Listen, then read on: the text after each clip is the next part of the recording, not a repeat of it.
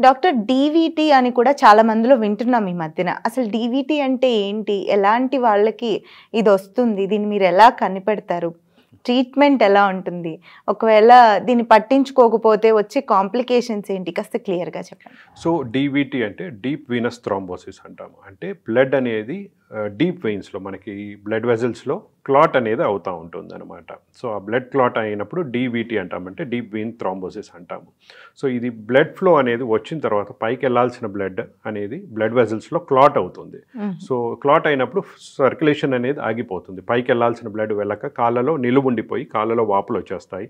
Okay. So usually ఇది sudden over night symptom present చేస్తారు. అంటే పేషెంట్ నైట్ వరకు బాగానే ఉంటారు. నెక్స్ట్ డే మార్నింగ్ లేసేసి కాళ్ళలో వాపులు అనేది మొదలవుతుంది.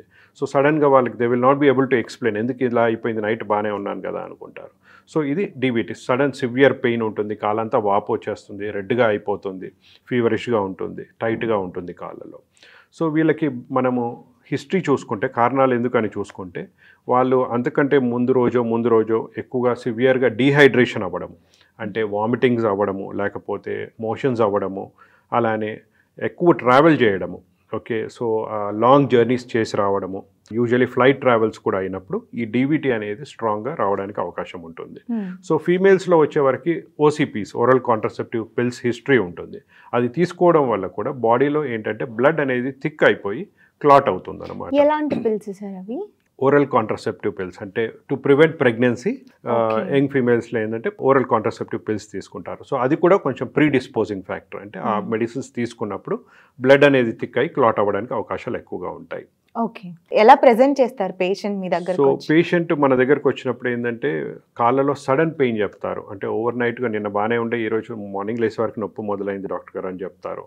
సో ఆ నొప్పి రెండు కాళ్ళలో చూస్తే యూజువల్లీ లెఫ్ట్ కాళ్ళలో ఎక్కువగా ఉంటుంది ఇది ప్రజెంటేషన్. సో రెండు కాళ్ళు ఒక దగ్గర పెట్టి చూస్తే లెగ్ ఏదైతే ప్రాబ్లం డీవీటీ వచ్చిందో ఆ కాళ్ళలో వాపు బాగా సివియర్గా ఉంటుంది, రెడ్గా అయిపోయి ఉంటుంది, కాలంతా ఉబ్బినట్టుగా ఉంటుంది. సో ఇది ప్రజెంట్ చేస్తారు. తర్వాత వీళ్ళు ఆ నొప్పి అనేది నడవలేకపోతారు, నడవలేరు, నొప్పి బాగా ఎక్కువగా ఉంటుంది, కొన్ని అడుగులు కూడా వేయడం కష్టం అవుతుంది. సో ఈ ప్రజెంటేషన్ ఉంటుంది వాళ్ళకి. సో వాళ్ళకి మనం రివర్స్గా వెళ్ళి అడిగినప్పుడు ఈ హిస్టరీ నేను చెప్పినట్టుగా ఈ డీహైడ్రేషన్ కానీ, ట్రావెలింగ్ హిస్టరీయే కానీ, మెడికేషన్ హిస్టరీయే కానీ ఉంటుంది. సో మనం దీన్ని మనము కనిపెట్టడానికి అంటే డాక్యుమెంటేషన్ కోసం అంటే మనం స్కాన్లు చేయాల్సింది ఏంటంటే డాప్లర్ స్కాన్ అనేది చేస్తాం. డాప్లర్ స్కాన్లో మనకి ఆ బ్లడ్ క్లాట్ అనేది తెలుస్తుంది. సో ఎంత సివియర్గా ఇన్వాల్వ్ అయింది, ఎంత ఎక్స్టెంట్ ఉంది అనేది మనకు తెలుస్తుంది. సో దాన్ని బట్టి ట్రీట్మెంట్గా ఉంటుంది. సో ఆ స్టేజ్కి వెళ్ళినప్పుడు మాత్రమే పేషెంట్ రికగ్నైజ్ చేసుకొని డాక్టర్ని కన్సల్ట్ చేయగలుగుతారు. సో అలాంటప్పుడు మీరు ఎలాంటి ట్రీట్మెంట్ ఇస్తారు డాక్టర్? సో ఇది బేసికల్గా ఏంటంటే మనకి దీంట్లో స్టేజెస్ అని ఏమీ ఉండదు. పేషెంట్ సడన్గా అంటే నిన్న బాగానే ఉండి ఈరోజు మొదలవుతుంది. మన వ్యారికోస్ వెయిన్స్ అనుకోండి, అది కొన్ని సంవత్సరాలుగా ఉంటుంది, కొన్ని నెలలుగా ఉంటుంది వ్యారికోస్ వెయిన్స్. పిఏడి కూడా కొన్ని సంవత్సరాలుగా ఉంటుంది. బట్ దీనికి ఏమి హిస్టరీ ఉండదు. అంటే స్మోకింగ్ వాళ్ళలో ఉంటుంది, ఎక్కువ ఛాన్సెస్ ఉంటుంది. ఆల్కహాల్ తీసుకోవడం వల్ల కూడా బ్లడ్ అనేది వాటర్ లాస్ ఉండడం వల్ల బ్లడ్ అనేది క్లాట్ అవుతుంది. సో వీళ్ళకి ఈ హిస్టరీ కూడా ఉంటుంది. బట్ ఇది ఆల్మోస్ట్ ఓవర్ నైట్ ప్రజెంటేషన్. అంటే ముందు రోజు బాగానే ఉంటారు, నెక్స్ట్ డేకి ఇది ప్రజెంటేషన్ వస్తుంది. So just sudden symptom present చేస్తారు. ట్రీట్మెంట్ ఎలా ఉంటుంది? సో ట్రీట్మెంట్కి వచ్చేవారికి ఇఫ్ ఇట్ ఈస్ మినిమల్ అంటే చాలా తక్కువగా క్లాట్ ఉంటే మాత్రం మనం మెడిసిన్తో మేనేజ్ చేసుకోవచ్చు. సో మందులు ఇచ్చేసి కొన్ని బ్లడ్ థిన్నింగ్ మెడికేషన్స్ కానీ, లేకపోతే ఆ క్లాట్ మెల్టింగ్ మెడికేషన్స్ కానీ ఇస్తాము. సో ఇచ్చినప్పుడు ఏంటంటే ఆ క్లాట్ కరిగిపోవడం కానీ, తర్వాత బ్లడ్ సర్క్యులేషన్ కొంచెం ఇంప్రూవ్ అవ్వడం కానీ అవుతుంది. సో దీంతో మనం మేనేజ్ చేస్తాం. But in spite of all this ఒక్కోసారి ఏంటంటే క్లాట్ ఎక్కువగా ఉంటుంది, చాలా సివియర్గా ఉంటుంది. సో అలాంటప్పుడు medicine may not work. So వీళ్ళలో ఏంటంటే మనము థ్రాంబోలైసిస్ అంటే మనం యాక్టివ్గా లోపలికి ఒక చిన్న ట్యూబ్ వేసేసి ఆ క్లాట్లో ఆ మెడికేషన్ అనేది మెల్ట్ చేయడానికి ఇచ్చేస్తాం డైరెక్ట్గా. ఇచ్చినప్పుడు ఏంటంటే త్వరగా ఆ క్లాట్ అనేది మెల్ట్ అవుతుంది అండ్ ఇంప్రూవ్మెంట్ కూడా చాలా ఫాస్ట్గా ఉంటుంది.